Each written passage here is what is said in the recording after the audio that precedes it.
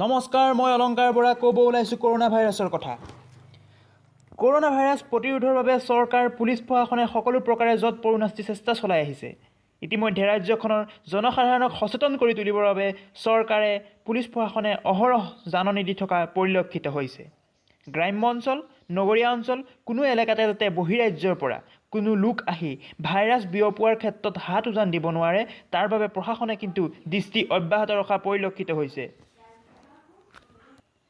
এই ভাইৰাছবিধক পুলিয়ে পোখাই উভালিবৰ বাবে চৰকাৰে পুলিচ প্ৰশাসনে যিবোৰ পদক্ষেপ গ্ৰহণ কৰিছে সেইবোৰ সঁচাকৈ প্ৰশংসনীয়। শেহতীয়াকৈ পুলিচ প্ৰশাসনে যিবোৰ পদক্ষেপ গ্ৰহণ কৰিছে সেই পদক্ষেপসমূহক লৈ ৰাইজৰ মাজত আৰু অধিক সজাগতা সৃষ্টি কৰিবৰ বাবে যি কাৰ্যসূচী গ্ৰহণ কৰিছে সেই কাৰ্যসূচী সম্বন্ধে আমি এক চাওঁচোন আহক। ভাইৰাছৰ পৰা সাৱধান ভাই, বিশ্বজুৰি মহামাৰীয়ে কলিজাক পাই।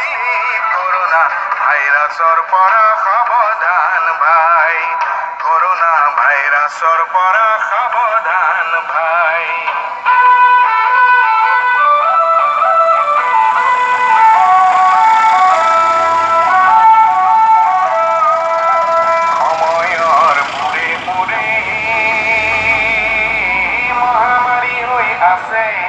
যুগে যুগে মানুহৰ প্ৰাণ কাঢ়ি নিছে, কৰোনা ভাইৰাছৰ পৰা সাৱধান ভাই, কৰোনা।